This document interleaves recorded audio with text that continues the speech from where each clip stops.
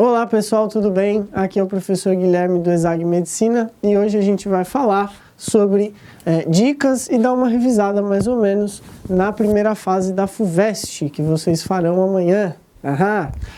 Gente, eu coloquei aqui para vocês na lousa a porcentagem de mais ou menos quanto cada área do conhecimento de história cai na primeira fase da FUVEST. O que isso significa? Vamos lá. Então, isso significa que de história geral, a matéria ou a área que cai mais, que tem a maior porcentagem, é a de história contemporânea.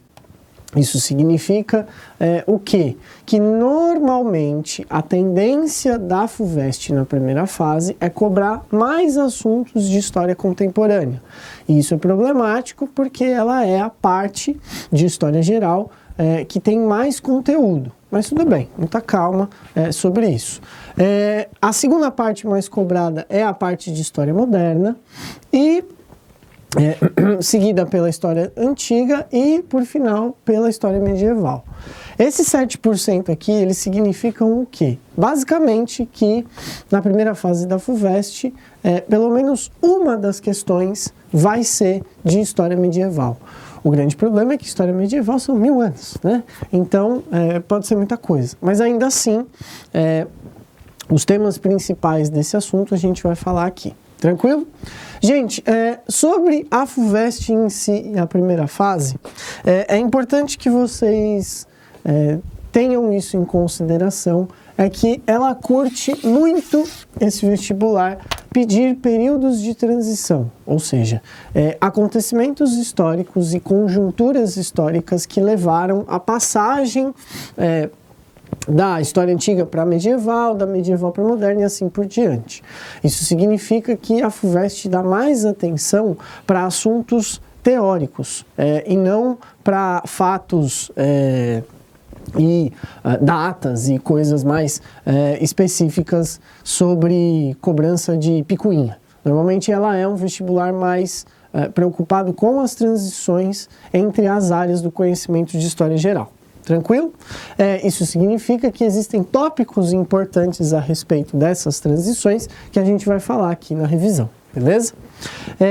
Outra coisa importante de tudo isso é o seguinte, tudo aquilo que a gente vai falar hoje e vai falar agora, vocês já viram. Então não é para entrar em desespero do tipo, eu estou vendo toda a matéria e eu não lembro de tudo. Calma, porque eu sei que esse vestibular é considerado pelos alunos e pelos professores também, pelas professoras, um dos mais importantes. Então muita calma, porque tudo que eu vou falar, vocês já viram com muitos detalhes e muita calma. É só para dar uma recapitulada no barato. Beleza? Gente, vamos começar por história antiga, vamos seguir a ordem cronológica do barato. Assuntos da primeira fase da FUVEST de história antiga que normalmente são cobrados nessa primeira fase são aqueles assuntos clássicos de antiguidade. Isso não significa que a FUVEST não cobre, por exemplo, Egito, Babilônia, Mesopotâmia. Não, não é isso. Mas normalmente ela tende a falar sobre esses dois assuntos aqui em história antiga. Ou seja, falar sobre a formação do mundo grego e do mundo helênico, lá naquela região ao lado, eu estou de frente para vocês, então ao lado oeste da Península Itálica, e além disso, oeste, leste, aí caguei, leste. Gente, e além disso, Roma. É importante, dentro de história antiga, que vocês tenham na mente o seguinte: a gente está tratando de assuntos que não fazem mais parte do nosso dia a dia. Como assim? Dentro de antiguidade clássica, normalmente a FUVEST gosta, pensando no mundo grego, de cobrar coisas a respeito de cidadania. Lembra daqueles conceitos criados pelo Clístenes, principalmente, de cidadania e democracia direta dentro da cidade de Atenas, especificamente falando, e, além disso, do ostracismo. Pois é, esses conceitos que vocês viram em história geral, eles são normalmente os mais preferidos pela FUVEST. Ou seja, do que a gente está falando aqui? Que uma parte da sociedade, a menor parte, uma minoria da sociedade ateniense é a que participava da política e a que tinha direitos políticos. Ou seja, do que eu estou falando aqui? De democracia direta. Hoje, dentro da história contemporânea, por causa do iluminismo, a gente não vive mais, e também pela quantidade de pessoas, a gente não vive mais a participação direta na política, a gente vive uma democracia representativa.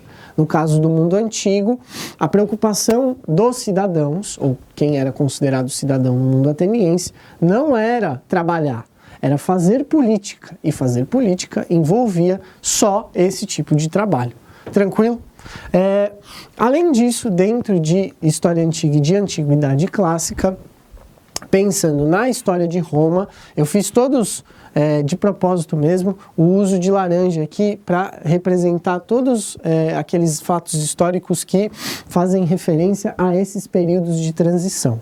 No caso da passagem da história antiga para a medieval, o que a gente tem que se preocupar e dar uma relembrada é que a história de Roma do período imperial, ou seja, do último período da história de Roma, tem a ver com, na passagem da história antiga para a medieval, daquela crise do século III, depois de Cristo.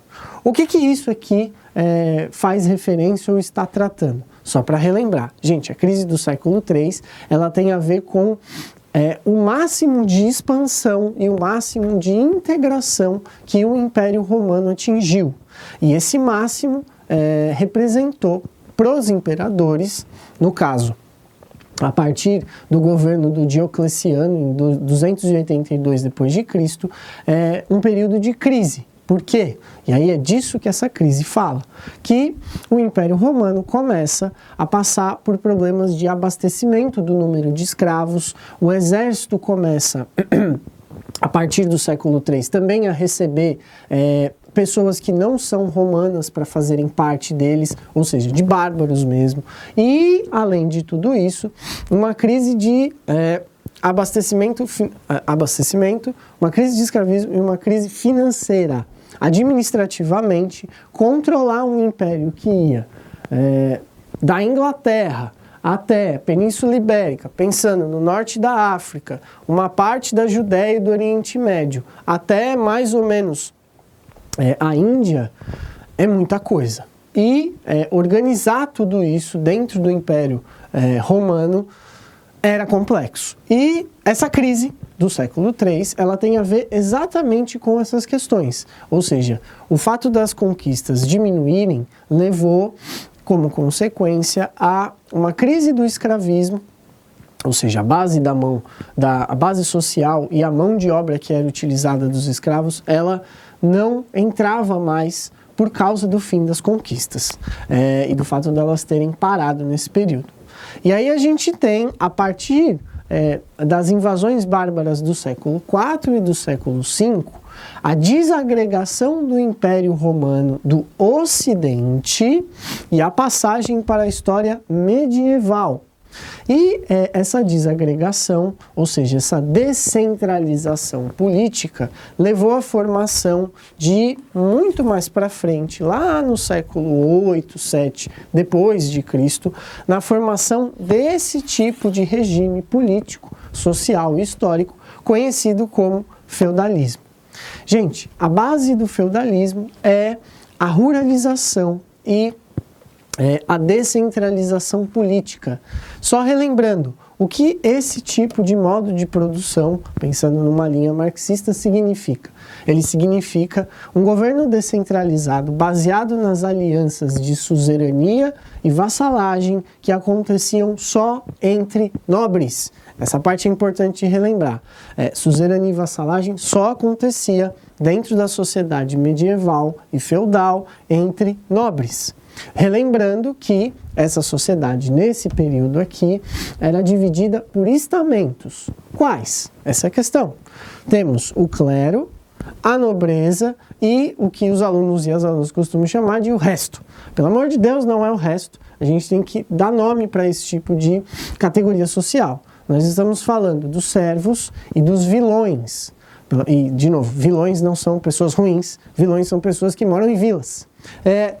E todas essas categorias sociais, dentro do regime feudal, tinham que seguir, primeiro, algo que surge aqui na passagem do Império, da República para o Império, uma religião nova que é um traço ou uma seita originalmente do judaísmo, que hoje a gente conhece muito bem, chamada cristianismo. A religiosidade cristã que surge no começo do Império e que ao final dele, com o Édito de Milão, dentro da história romana, para de perseguir os cristãos, e mais para frente torna, com o Édito de Tessalônica do imperador Constantino, a religião oficial do Império como o cristianismo.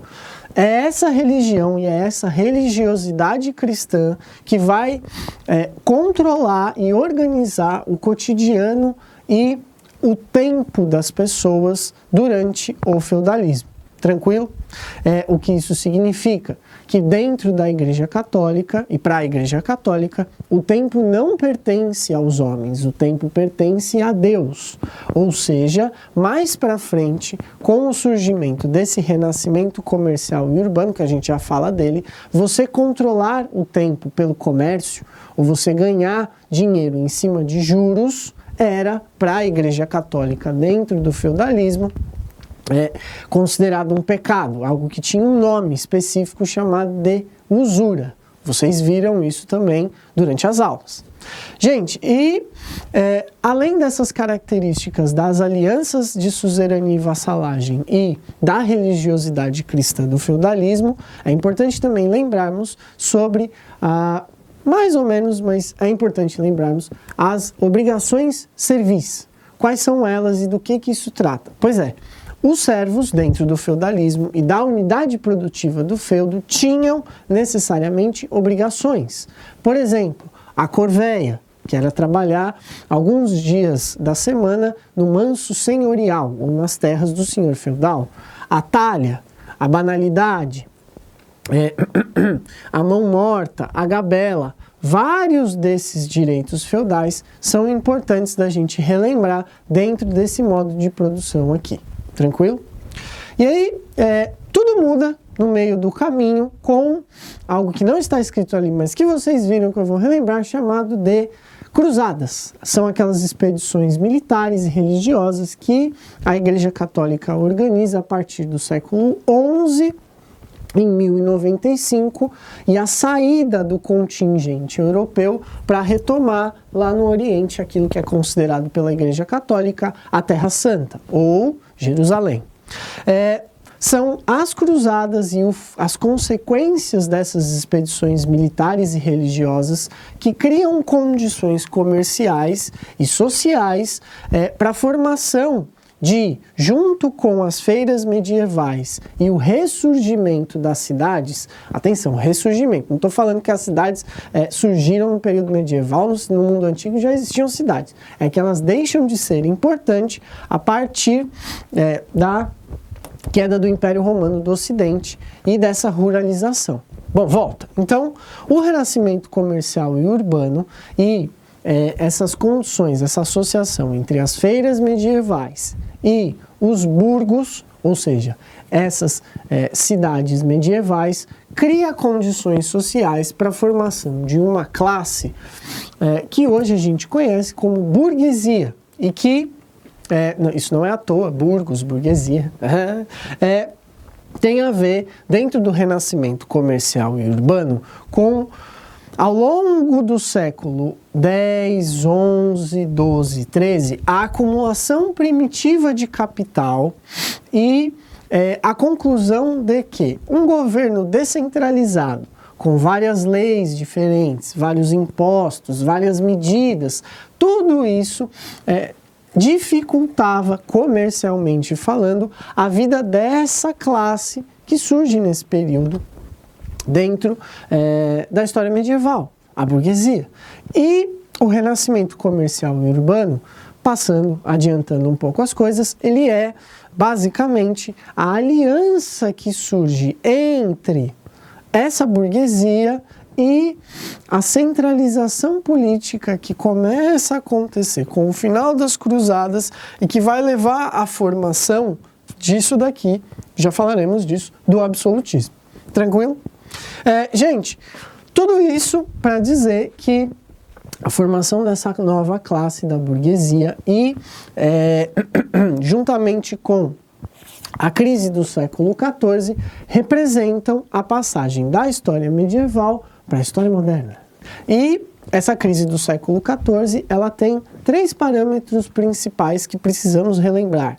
Quais? Basicamente, a fome, a peste negra e a Guerra dos 100 Anos, entre a Inglaterra e a França. Gente, a passagem do período medieval para o período moderno é conhecida, e vocês já viram isso, pela formação do que hoje a gente conhece como estados modernos. O que isso significa? Que na Baixa Idade Média, ou seja, do século X até o século XV, com a desagregação desse modo de produção e a formação dessa nova classe social da burguesia dentro do renascimento comercial e urbano, mas a tendência após as cruzadas de centralização das alianças de suzerania e vassalagem entre os nobres, mas associadas à figura de uma pessoa só. De quem que eu estou falando? Do rei absolutista. O que isso significa? Só relembrando, no período medieval existiam reis.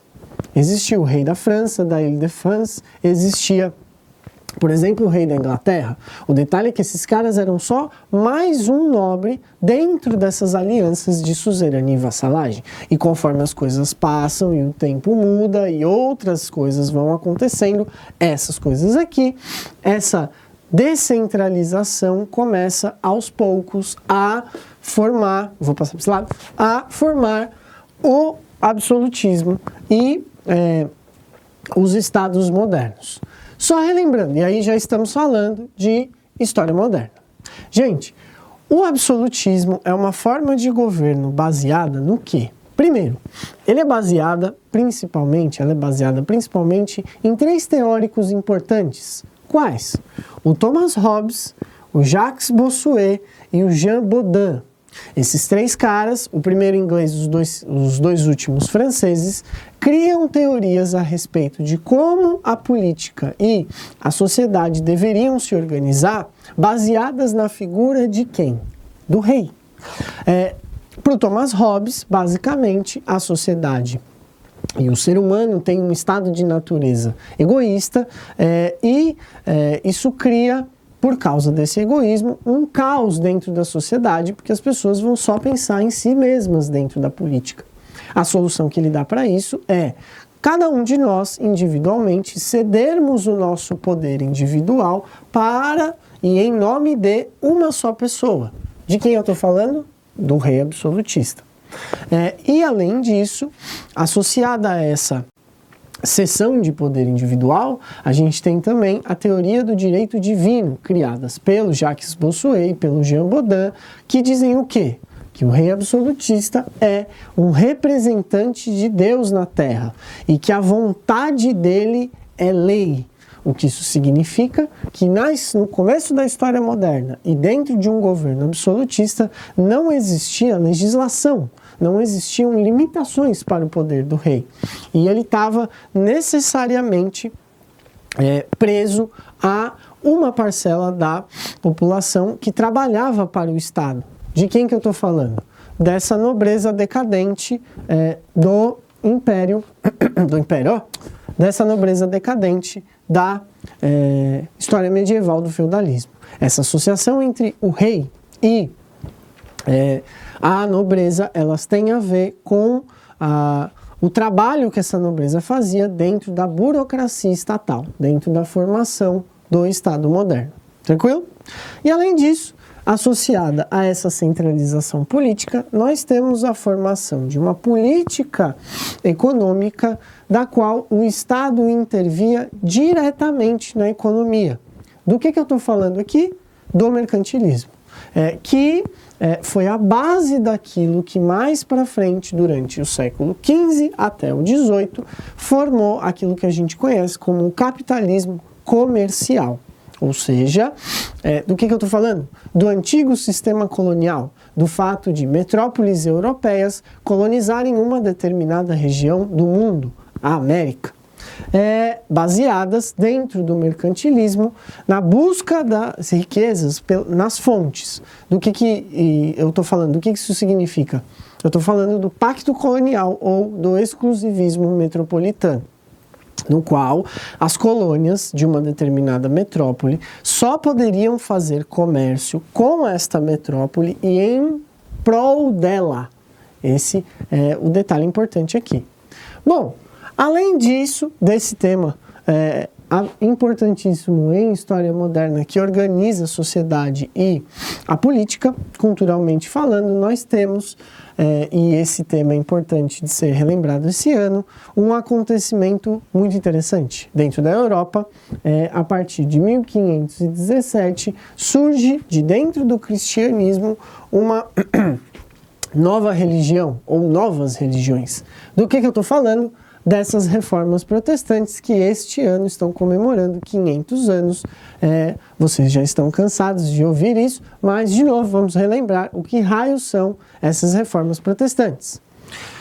Esse renascimento comercial e urbano que representa a passagem da história medieval para a moderna, ele cria condições para o renascimento italiano, que acontece lá na Península Itálica. E esse renascimento italiano, esse renascimento cultural, baseado na ideia do humanismo e do antropocentrismo, que é basicamente a valorização do homem, que é considerado uma obra-prima de Deus pelos humanistas renascentistas, e, além disso, a separação entre a razão e a fé. Essa separação que acontece no século XIV, no Renascimento italiano, ela tem consequências dentro da história moderna. Como assim? As reformas protestantes são baseadas num tipo de humanismo, um humanismo evangelista que criticava a venda de indulgências, a simonia, o luxo e o desprezo pelo voto de celibato dentro da Igreja Católica. Essas críticas levaram à formação, no século XVI, de três principais religiões novas. Do que eu estou falando? Do luteranismo, do anglicanismo e do calvinismo. Gente, essas religiões, cada uma com as suas regras, o luteranismo que critica a mediação da Igreja Católica entre Deus e o fiel, o anglicanismo que surge dentro da Inglaterra e é associado ao Henrique VIII, e em 1534 a publicação dos Atos de Supremacia, e o calvinismo na região de Genebra, da Suíça, que tem a ver com a teoria da predestinação. Essas três religiões fazem parte das reformas protestantes. Bom, e aí passando para a cereja do bolo, que é a história contemporânea, nós temos dentro desse período de transição aqui, da passagem da história moderna para a contemporânea, este acontecimento crucial. Ou seja, a formação de um movimento intelectual baseado na revolução científica do século XVII, do Newton e do Descartes, que forma, dentro da Europa, filósofos iluministas. O século XVIII, que é conhecido como o século das luzes na Europa Ocidental, ele tem a ver com a crítica ao antigo regime ou a ideias dogmáticas. São essas questões dogmáticas dentro do iluminismo, tem a ver com a formação do liberalismo econômico, do Adam Smith, do liberalismo político, do John Locke, das ideias da busca pela felicidade, do Rousseau, da separação dos três poderes, do Montesquieu, da divulgação política de Diderot e do D'Alembert. Todas essas ideias. Tem o Voltaire também, não falei Voltaire, do teísmo, da crítica à liberdade de expressão feita pelo Voltaire. todas essas ideias surgem no século XVIII e ficaram conhecidas como o Iluminismo. E é exatamente esse movimento intelectual de crítica que representa um período de transição da história moderna para a história contemporânea, que é o foco da FUVEST na primeira fase. Gente, e aí, história geral e história contemporânea tem normalmente a maior carga de conteúdo. De novo, vocês viram tudo que nós vamos tratar aqui, que eu vou dar uma relembrada, mas ainda assim, muita calma. Gente, a história contemporânea, de maneira clássica, o assunto que representa a transição do período moderno para o contemporâneo é aquele acontecimento que vocês já estão carecas de saber, da Revolução Francesa. É o terceiro estado baseado nessas ideias iluministas e na independência das 13 colônias que começa a criar condições para que a maioria da população se revolte e reivindique, se manifeste a favor de ideias e de direitos políticos. Do que a gente está falando aqui na Revolução Francesa? Do terceiro estado, ou seja, da maioria da população francesa, 24,5 milhões de pessoas, indo contra o fato da nobreza e do clero, e apoiados pelo Luís XVI, não pagarem impostos. Ou seja, a crise econômica dentro da Revolução Francesa, que acontece com aquela guerra dos 7 anos entre a Inglaterra e a França, que tem esse motivo, tem a ver exatamente com essa tentativa de participação pela primeira vez na história ocidental da maioria da população se colocando se manifestando a favor dos seus próprios direitos políticos. Do que a gente está falando? De igualdade jurídica, que o John Locke fala exatamente no liberalismo iluminista. Tranquilo? Gente, como consequência da Revolução Francesa, temos o surgimento de uma figura que, para a história contemporânea, é essencial, que é a figura do Napoleão Bonaparte, com o golpe do 18 Brumário, no final da Revolução, dado em cima do Diretório, a mudança geopolítica que acontece dentro da Europa durante os anos de 1799 a 1815, quando, em 1815, o Napoleão finalmente é derrotado pela Inglaterra e o Congresso de Viena reorganiza a política baseado naqueles 3 princípios naqueles 3 princípios essenciais da restauração, da legitimidade e do equilíbrio europeu. Tudo isso conforma, dentro da história contemporânea, além desses acontecimentos, a mudança do capitalismo comercial, baseada no mercantilismo, passando pelas ideias iluministas e pela crítica que o Adam Smith faz no liberalismo econômico, da economia sendo controlada pelo Estado, dentro do iluminismo que surge as ideias que o Adam Smith chama de a lei de oferta e procura, baseada no alto interesse, ou seja, da economia de mercado. Do que a gente está falando aqui nessas ideias iluministas? Dentro da história contemporânea, a gente está falando dessas ideias influenciarem esses 2 acontecimentos aqui. Ou seja, a primeira e a segunda revoluções industriais. A primeira que acontece só na Inglaterra, por volta de 1770, e a segunda que acontece em outros países da Europa, na França, na Espanha, em Portugal, e nos Estados Unidos e no Japão, e que tem a ver, dentro da segunda Revolução Industrial, com a formação de um tipo de pensamento fordista, taylorista, que organiza o que hoje, dentro da segunda Revolução Industrial, a gente conhece como o capitalismo financeiro, baseado no monopólio e na venda de ações dentro da Bolsa de Valores, seja ela qual for. Bom, esses 2 acontecimentos aqui levam à formação de uma disputa ou de disputas imperialistas entre os países que se tornam industrializados a partir de cerca de 1870 na Europa, nos Estados Unidos e no Japão, e como consequência desse imperialismo e de ideias nacionalistas dentro da Europa, nós temos a conformação e a organização e a eclosão de uma grande guerra. Do que eu estou falando? Da Primeira Guerra Mundial, que começa com o assassinato do herdeiro do Império Austro-Húngaro, o Francisco Ferdinando, que foi assassinado por um membro de um movimento pan-eslavista associado à Grande Sérvia, que era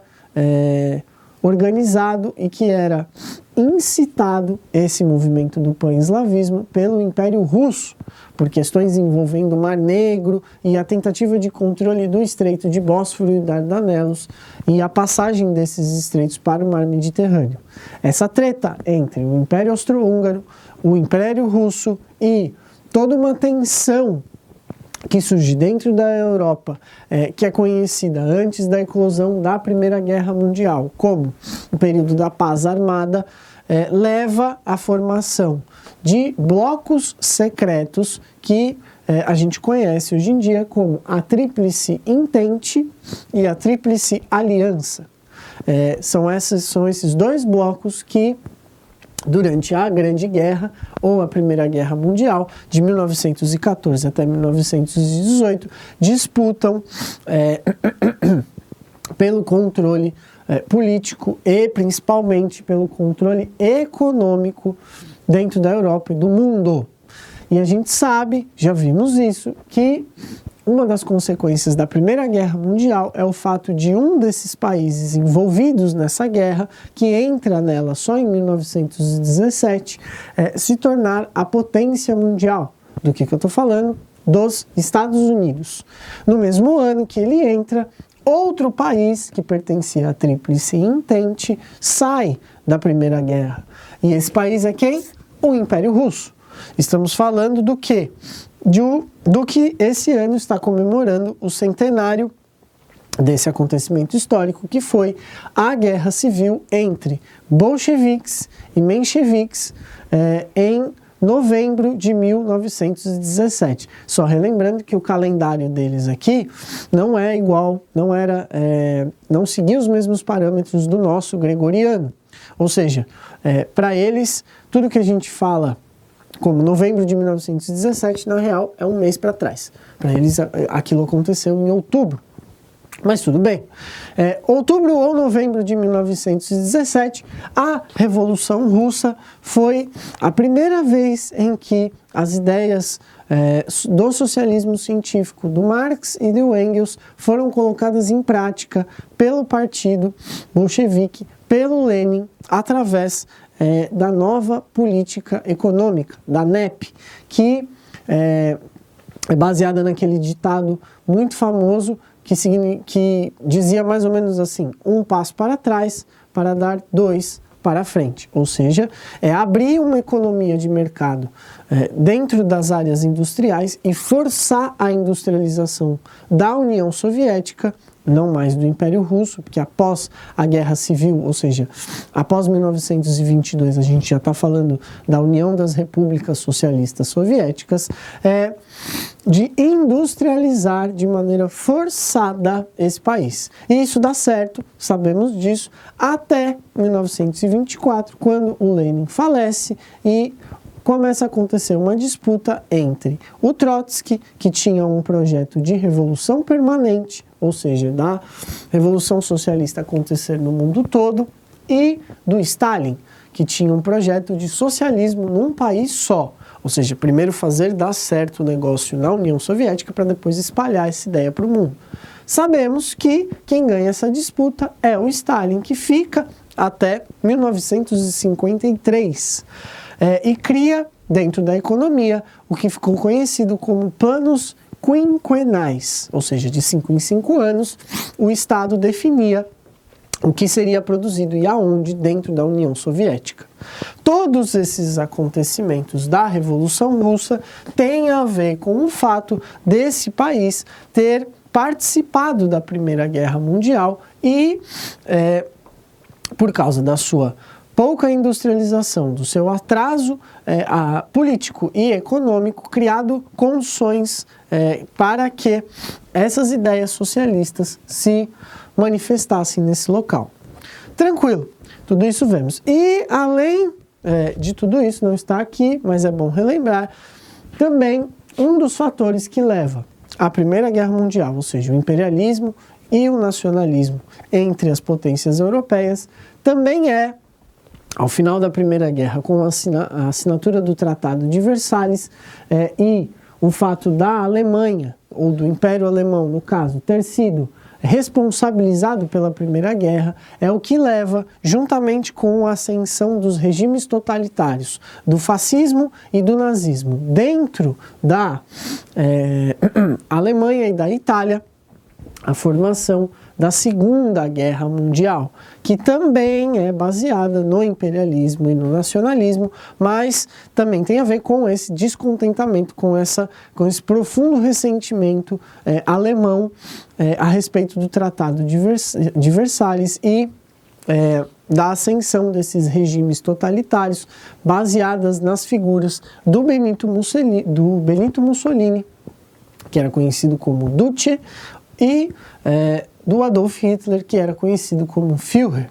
Gente, a disputa da Segunda Guerra Mundial, que é realizada entre o eixo e os aliados, ela tem a ver com, ao final da Segunda Guerra, com a colocação e a produção de algo que a gente não deveria ter inventado, mas conseguiu chegar nesse grau de industrialização, que é a bomba atômica.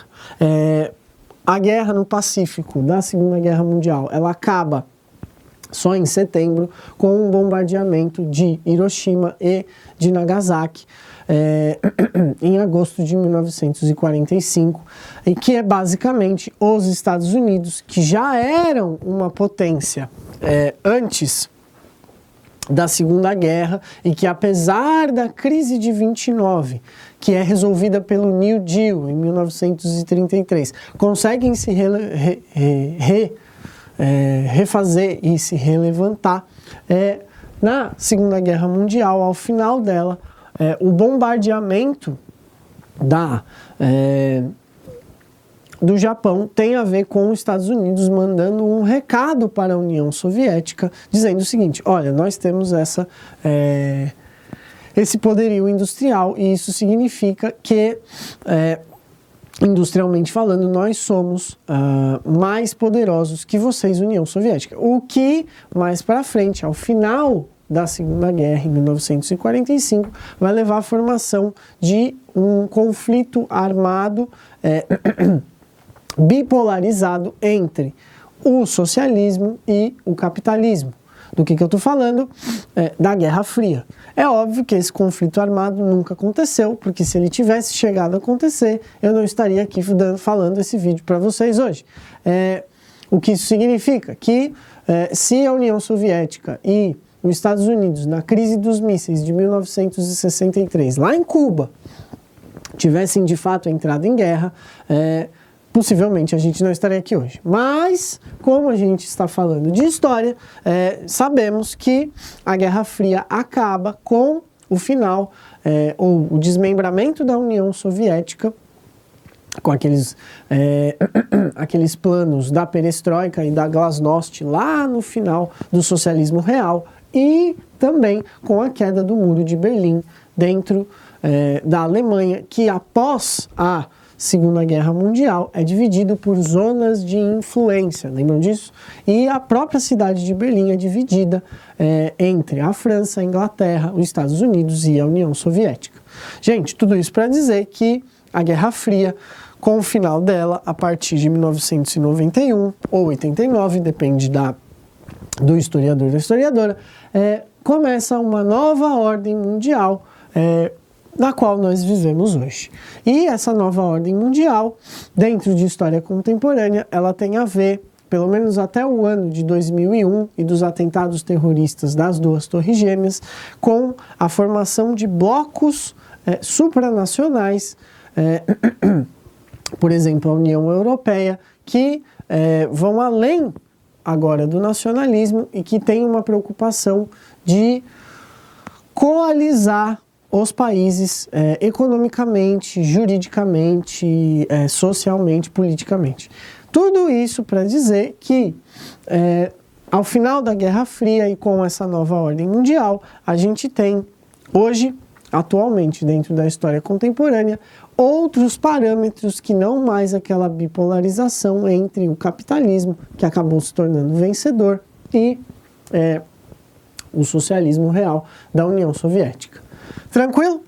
Gente, tudo isso, vocês viram, tudo isso nós falamos e é legal dar uma recapitulada para o cérebro dar um choque e vocês voltarem, chegarem amanhã, no caso, com vontade de fazer a prova, porque o barato é louco e a gente precisa relembrar todas essas coisas. É legal isso ficar bem claro para vocês. Gente, eu vou fazer uma pausa aqui, eu vou apagar a lousa, refazer o Paranauê aqui e a gente vai falar sobre história do Brasil daqui a pouco, beleza? Então, uma pausa para o café, para a água e voltamos em instantes com dicas e revisão de um pouco de conteúdo de história do Brasil para a primeira fase da FUVEST, beleza?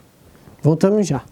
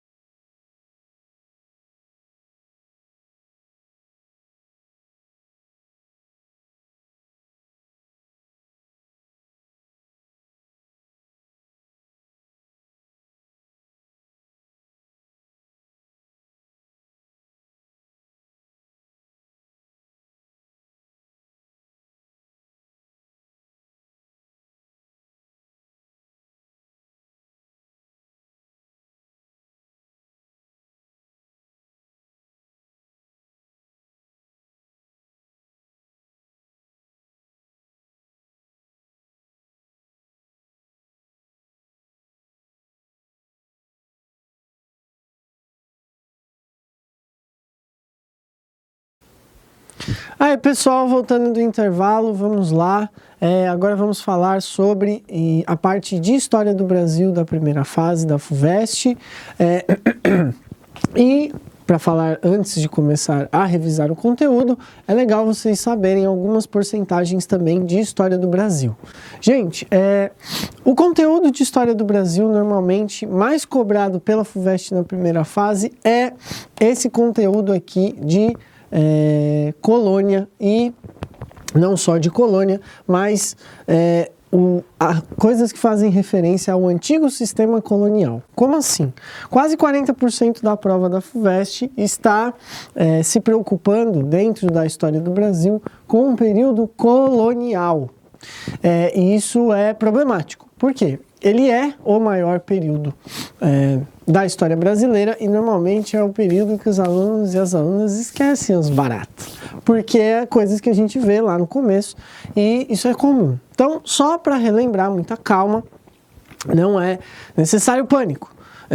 No período colonial, a gente tem basicamente, pensando em política e em economia, a gente tem dentro da história do Brasil esses 3 ciclos aqui, mas já falaremos deles muita calma. Bom, então 38% da prova é a respeito do período colonial, 18% dela, ou seja, quase 20% é a respeito do segundo reinado, que foi o período de maior continuidade do governo, de um governo, na real, dentro da história do Brasil. Dom Pedro II conseguiu ficar quase 50 anos no poder, e, além disso, a terceira parte mais cobrada da FUVEST da primeira fase de História do Brasil é essa parte aqui, ó, de Primeira República, que vai de 1889 a 1930. E por último, a quarta parte mais cobrada é a parte do Primeiro Reinado, que vai de 1822 até 1831. Então, tranquilo. Normalmente, em História do Brasil, nós temos, pensando nessas porcentagens, uma maior atenção da FUVEST para o período colonial. Então vamos lá, vamos falar sobre o período colonial e dar uma relembrada na cabeça de vocês de coisas importantes deste período.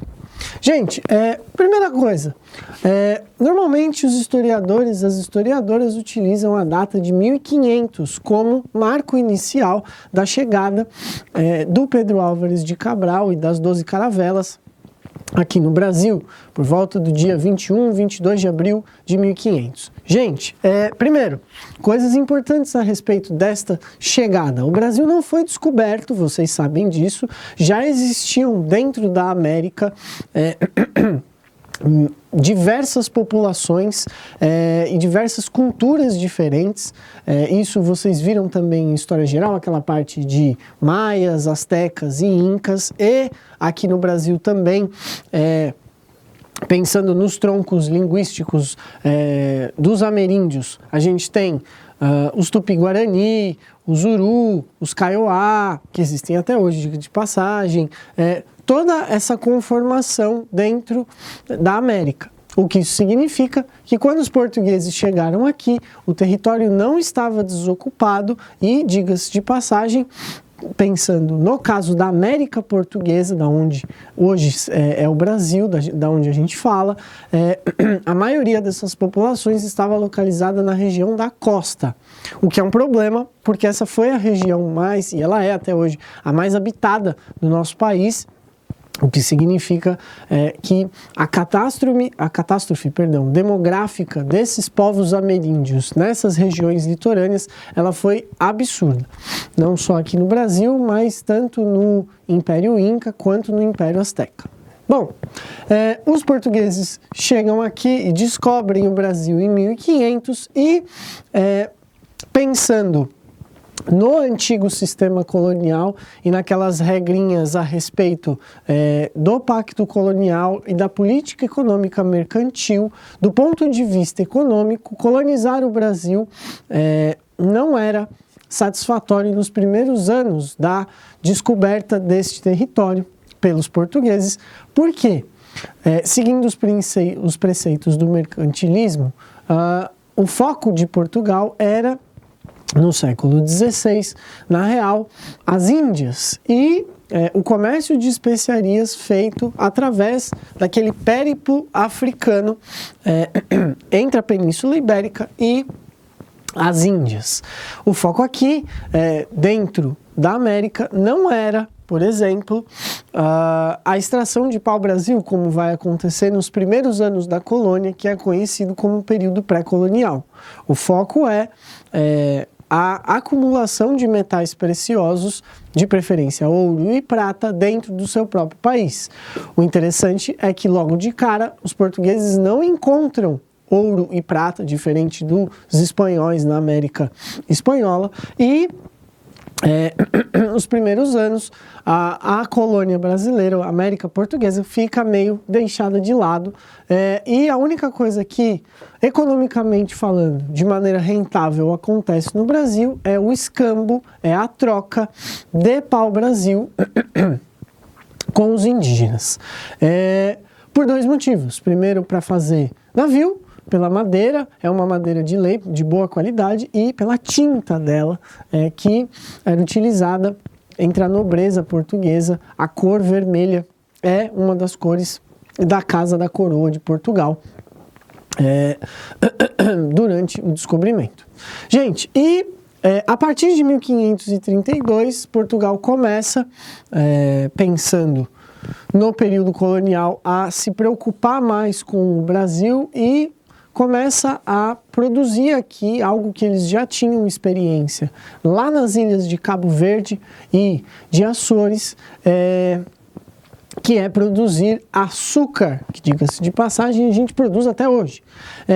Gente, e aí a partir de 1532, pensando nas capitanias hereditárias, que são aqueles pedaços de terra divididos entre os donatários, ou seja, a pequena nobreza de Portugal, porque a grande estava preocupada com o comércio de especiarias lá no Oriente, é dividida, e duas delas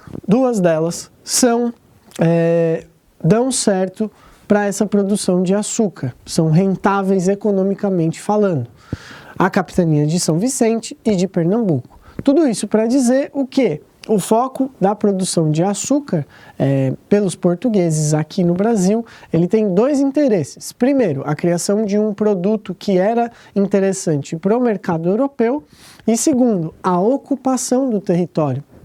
Só relembrando, eu não coloquei aqui, mas acontecem no século XVI, no começo da colonização, aquelas invasões francesas. Lembram-se delas? Temos as invasões da França Antártida, no Rio de Janeiro, e da França Equinocial, no Maranhão. Essas invasões são o que preocupam a coroa portuguesa para que a ocupação do território da América Portuguesa, ou seja, do Brasil, realmente começasse. E essa conjuntura econômica açucareira ajuda nessa ocupação. Gente, de fato, dentro da conjuntura econômica açucareira, só duas capitanias dão certo, isso só dá certo em dois lugares, em São Vicente e em Pernambuco. E na região de Pernambuco nós temos, dentro do período colonial, algo importantíssimo de ser relembrado, que são as invasões holandesas. Elas acontecem primeiro em 1624, no Salvador, mas não dá certo. E aí, em 1630, os holandeses retornam a Pernambuco e ocupam esse território por aproximadamente 25, 24 anos. Gente, essas invasões holandesas que acontecem por causa da União Ibérica, lembram da União Ibérica, que vai de 1580 até 1640, que tem a ver com a junção entre Portugal e a Espanha, pelo fato do Dom Sebastião simplesmente sumir na Batalha de Alcácer Quibir. Os holandeses, que eram colônia da Espanha, e a Companhia das Índias Ocidentais entra no Brasil e invade e ocupa diretamente a região de produção do açúcar. Esses caras eram responsáveis pela mediação do comércio entre Portugal e o mercado europeu. E essa invasão representa o quê? O corte dessa mediação. Eles simplesmente resolvem controlar diretamente a produção de açúcar dentro da América Portuguesa. Tranquilo? Gente, aí aqui dentro dessa invasão holandesa é importante a gente relembrar do papel do Maurício de Nassau, de 1637 até 45, e de todas as mudanças que ele fez na região da cidade onde hoje fica Recife. Além dessas invasões, eles são expulsos em 1654, e dentro do período colonial começa, a partir dessa expulsão holandesa, a crise dessa conjuntura econômica açucareira. Porque esse pessoal aqui, que passou 24 anos estudando e aprendendo como produzir açúcar no Brasil, leva todo esse aprendizado e o dinheiro e a tecnologia para as Antilhas e vão produzir açúcar naquela região, e essa concorrência com o açúcar português acaba transformando o nosso num tipo secundário. O mercado europeu achava muito mais interessante e mais economicamente rentável o açúcar holandês, que é produzido nas Antilhas a partir da expulsão e do final daquela insurreição pernambucana de 1654.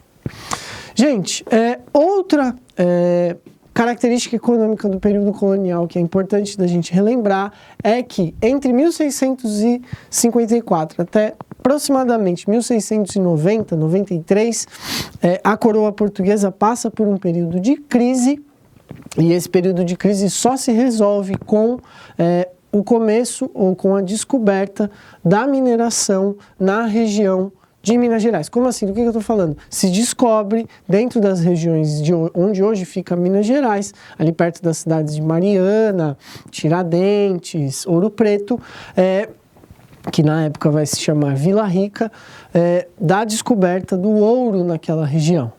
Gente, e aí de 1690 até 1750, nós temos o auge do ciclo do ouro. Só relembrando, por que ciclo? Porque ele tem um início, um auge e o fim. Diferentemente do açúcar, que é produzido até hoje, esse termo aqui é utilizado por causa disso, desse começo, meio e fim da mineração no Brasil, na América Portuguesa, perdão. Bom, durante este período aqui, nós temos, dentro da história colonial, vários acontecimentos, coisas importantes a respeito desse ciclo que são notáveis da gente lembrar, são, por exemplo, os impostos que Portugal cria para que essa mineração e para que essa exploração das Minas Gerais desse de fato lucro. E aí temos o quinto, temos a finta, mais para frente temos a derrama, que é criada em 1750 com a entrada do Marquês de Pombal, já falo dele, e além disso, a captação. O ciclo da mineração, a partir de 1750, ele começa a decair por causa do fim desse tipo de metal precioso nessa região, que começa a se tornar escasso em 1750, e de 1750 até 1820, 1830, a economia da América Portuguesa, passando pelo período da independência, ela entra em crise. O que significa que Portugal agora começa, a partir do fim do ciclo da mineração, a aumentar ou tentar aumentar de alguma maneira o controle dessa colônia aqui.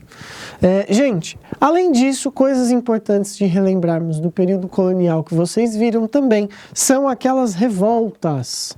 Gente, várias revoltas. E aí, as revoltas são divididas normalmente em dois tipos. Nós temos as revoltas emancipacionistas, que tem a ver com a crise desse antigo sistema colonial, a Inconfidência Mineira e a Inconfidência Baiana no final do século XVIII, e as revoltas nativistas, aquela que quando cai ninguém lembra, coisas, por exemplo, sobre o Quilombo de Palmares, a revolta de Beckman, a Guerra dos Mascates. Todas essas revoltas nativistas aconteceram por motivos específicos, diferentemente dessas revoltas emancipacionistas que acontecem por causa dessa crise do antigo sistema colonial.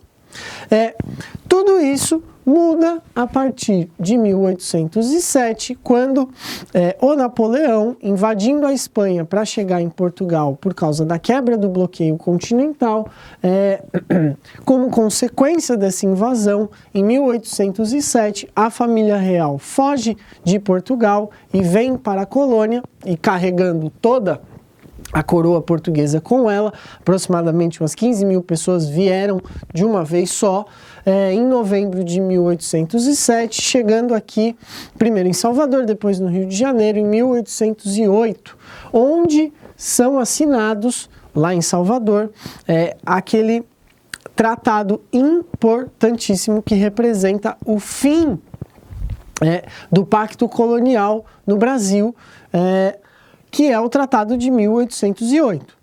Além desses tratados, nós temos também, em 1810, os tratados de aliança e amizade, comércio e navegação, que também são muito notáveis nesse período, devem ser relembrados, porque a gente está falando da dependência que Portugal tinha do comércio com os ingleses, que começa aqui por volta do começo do período da mineração com aquele tratado de Methuen, ou tratado de panos e vinhos.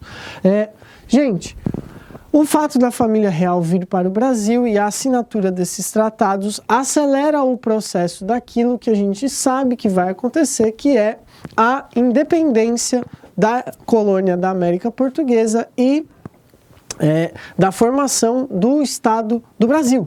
Gente, a partir de 7 de setembro de 1822, o Dom João VI arruma, vocês já viram isso, só relembrando, Dom João VI arruma uma treta lá com Portugal, porque ele sobe o Brasil ao nível de Reino Unido após 1815, e as Cortes de Lisboa e a Revolução do Porto acontecem, obrigando o Dom João VI a voltar para casa.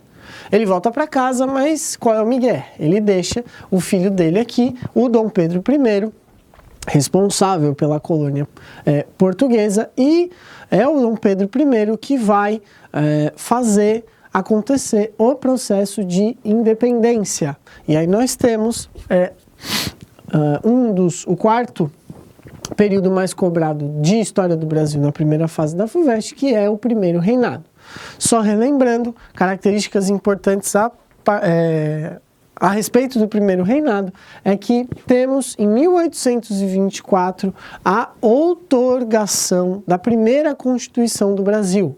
Só relembrando, o que isso significa? Que essa Constituição foi imposta à população pelo governo autoritário do Dom Pedro I. Tranquilo? Gente, tudo isso para dizer, e sobre o primeiro reinado, é importante nós termos na cabeça que o governo autoritário do Dom Pedro I representou, em termos políticos, não só a continuação de estruturas agrária e econômica, voltada para o mercado externo, que já aconteciam no período colonial e que continuam no primeiro reinado, mas também o fato dele, a partir de 1828, a começar a interferir numa crise dinástica lá de Portugal, que tem a ver com o Dom Miguel tentando tomar o trono dele após a morte do pai, Dom João VI, em 1826. Toda essa treta para dizer que o Dom Pedro I, a partir das guerras da Cisplatina de 1828, acaba, por causa do autoritarismo dele, da preocupação dele com um problema que não era brasileiro, mas um problema português, acaba abdicando em 1831, e nós começamos um período de intervalo dentro desse período imperial, que é o período regencial. Gente, apesar de não parecer, o período regencial, ele é muito importante porque tudo acontece aqui. Várias revoltas regenciais acontecem e, além disso, progressivamente, dentro desse período, a gente passa de um período de descentralização da regência trina, e a partir de 1834, com aquele ato adicional, para uma regência una, tendo as regências do Pedro Araújo e do Feijó. Dentro do período regencial, nós temos essas revoltas regenciais, Balaiada, Sabinada, Inconfidência, Revolução Farroupilha, todas elas acontecendo por causa dessa, primeiro, falta de autonomia que as províncias tinham, e segundo, desse descontentamento geral com o fato do governo brasileiro não ter um representante. No caso tinha, que era o Dom Pedro II, só que em 1831 ele tinha 7 anos. Então a regência assume. Todo esse período aqui se resolve quando o Partido Liberal, em 1840, dá início ao processo do golpe da maioridade e coloca o Dom Pedro II no governo antes do tempo devido pela Constituição. Ele assume só com 14 anos e começa um dos períodos cobrados, muito cobrados pela primeira fase da FUVEST, que é o segundo reinado. Gente, dentro do segundo reinado, várias são as coisas que nós podemos lembrar. A principal delas é que, durante o segundo reinado, nós temos um período de estabilidade política por causa da economia cafeeira e do fato dessa expansão do comércio de café e da produção de café aqui no Brasil, voltada para o mercado externo. Primeiro ela começa no Vale do Paraíba, entre São Paulo e Rio de Janeiro, e depois ela vai para a região do Oeste Paulista. Bom, e aí, junto com o problema da economia cafeeira o fato do Brasil começar a produzir esse produto para o mercado externo, nós temos também, só relembrando, a mudança da mão de obra escrava que aconteceu durante todo o período colonial e grande parte do regencial, até a mudança para uma mão de obra livre, imigrante e assalariada. Bom, tudo isso dentro do segundo reinado dá muito certo, até mais ou menos a época de 1870, quando acontecem várias questões. Uma delas o ano de 1870 não é à toa, é o ano que acaba a Guerra do Paraguai. É o ano que o Brasil vencendo, junto com a Tríplice Aliança da Argentina e do Uruguai, conseguem vencer o Paraguai, mas ainda assim o fato do Brasil ter se envolvido nesse problema da América Latina, da Bacia do Prata e de ter derrotado o Solano Lopes, significou para o Dom Pedro II a perda de apoio da população. Por quê? Dentro e ao final da Guerra do Paraguai, surge um movimento republicano que era, ao mesmo tempo, republicano e abolicionista. Grande parte, ou seja, as bases do governo do segundo reinado se tornam, a partir do final da Guerra do Paraguai, frágeis. E essa fragilização, após as leis abolicionistas do ventre livre, dos sexagenários e com a Lei Áurea acabando com a escravidão, acaba tornando esse tipo de governo do Dom Pedro II insustentável. Os republicanos e o exército dá, em 1889, em 15 de novembro, um golpe contra o Dom Pedro II e começa outro período da nossa história, o último, o período republicano, do qual nós temos o maior número de informação normal. Quanto mais próximo de hoje, mais informação nós temos e mais o vestibular cobra. Mas, pensando no período republicano, a FUVEST tem a tendência de cobrar muito mais essa parte aqui, da Primeira República. Do que eu estou falando? Eu estou falando não só da República da Espada, mas principalmente das repúblicas oligárquicas, que eram baseadas na política dos governadores e, por consequência, na política do café com leite, ou seja, aquela variação do governo entre São Paulo e Minas de 1894 até 1930. Gente, a República Oligárquica é baseada no grande problema da nossa Constituição, a primeira Constituição republicana, relembrando o fato de que o voto era aberto, o que significa que o governo local e os coronéis conseguiam controlar quais eram as posições da população. Só votavam homens maiores de 21 anos e esse controle e o fato do voto ser aberto criou condições para a formação dessa política dos governadores. Tranquilo.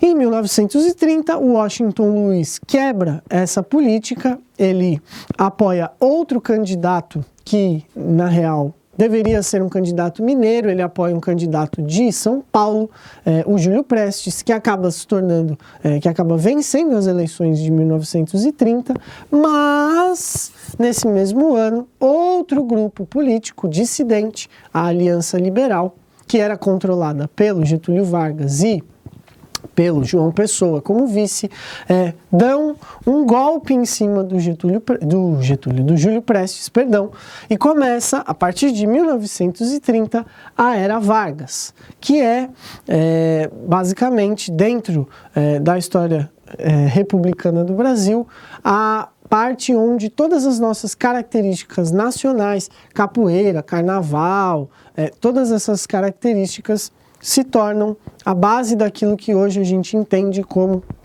o que é ser brasileiro. A feijoada também se torna um prato nacional nesse período aqui. Gente, e aí a Era Vargas, só relembrando, ela é dividida em 3 grandes períodos. Quais?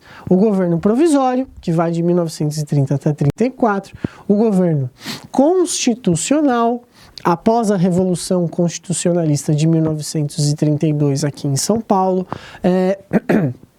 e o Estado Novo, que é a ditadura, o período autoritário e ditatorial do Vargas, onde o Brasil passa pela primeira vez pelo processo de industrialização. Só relembrando que lá no segundo reinado nós tivemos um surto de modernização com o Barão de Mauá, mas é só na Era Vargas, em 1942, com a criação da Companhia Siderúrgica Nacional e o dinheiro que é usado pelos Estados Unidos, que vem dos Estados Unidos, por causa da Segunda Guerra Mundial e do apoio que o Brasil concedeu aos aliados nesse conflito, que a gente recebe tecnologia e investimento para a industrialização acontecer aqui. Bom, em 1945, o Estado Novo perde força pelo fato dos aliados terem ganhado a guerra e começa outro período republicano, que é o período das repúblicas liberais populistas, que é um intervalo democrático que nós temos os governos do Dutra, temos o governo do JK com aquele plano de metas e a mudança da capital do estado da Guanabara, no Rio de Janeiro, para o Distrito Federal lá em Brasília. Temos também o governo do Jânio Quadros e o governo do João Goulart. Relembrando que tudo muda aqui em entre 45 e 64, com o governo, adivinha de quem? Do Getúlio. Ele volta em 1950 e o suicídio e a crise política causadas pelo suicídio do Vargas que criam condições para que em 1964 as Forças Armadas apoiadas pela população, pela sociedade civil, tomam o poder. Começa, a partir de 1964, o período da ditadura civil-militar. E esse período ditatorial, ele é subdividido em algumas partes. Nós temos os governos, normalmente a gente divide eles por presidente, mas a gente também pode dividir por graus de autoritarismo e de ditadura. Como assim?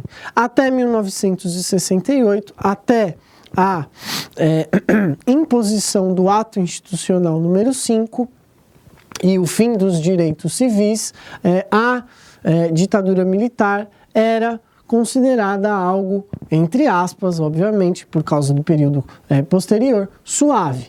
Após a imposição do AI-5 que começa o período dos anos de chumbo do Emílio Garastazu Médici e o período de maior controle da sociedade civil pelos militares.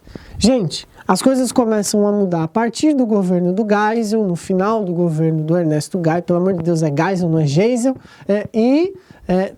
aqui temos, ao final do governo do Figueiredo, coisas como, por exemplo, o fim do bipartidarismo, a lei de anistia ampla e geral, que funcionava para os militares, mas também para a sociedade civil, e a partir de 1985 começa um período de abertura política que culmina com o fato do Tancredo se tornar nosso presidente em 1985. A gente já sabe, vocês viram isso, que o fato dele ter morrido e o fato do vice-presidente, o José Sarney, ter assumido, cria condições não só para que dentro da economia a gente tenha problemas a resolver desde o milagre econômico, lá de 1973, mas não só, esse problema econômico também precisa ser politicamente resolvido. Do que eu estou falando?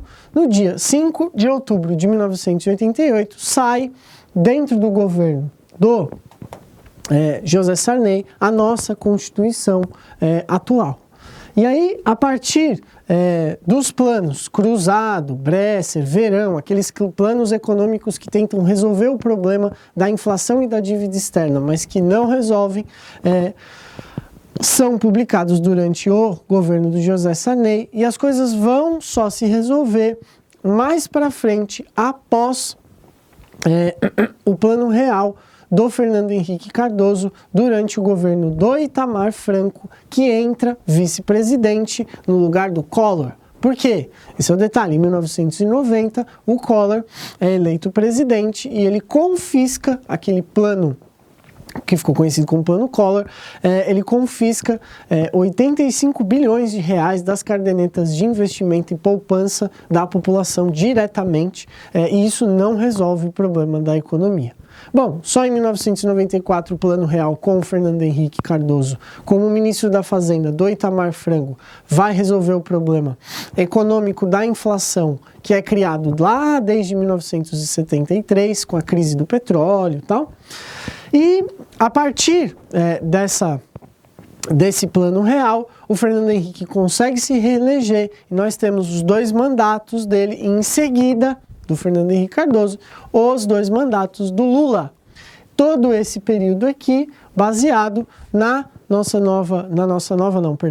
atual Constituição, que é promulgada, ou seja, que é votada dentro de uma Assembleia Constituinte, no caso, controlada pelo principal partido do Congresso na época, que era o PMDB, da qual vivemos até hoje. Gente, tudo isso que falei, eu dei uma acelerada aqui na parte final de período republicano, de fato é muita coisa, pelo amor de Deus, não se desesperem, porque vocês já viram tudo isso com muitos detalhes ao longo do ano. Eu desejo a todos e a todas uma boa prova, boa sorte e muita calma, vai dar tudo certo, é só chegar lá com vontade de fazer o barato que o negócio vai funcionar, beleza? É nóis, a gente se vê pela vida, tchau!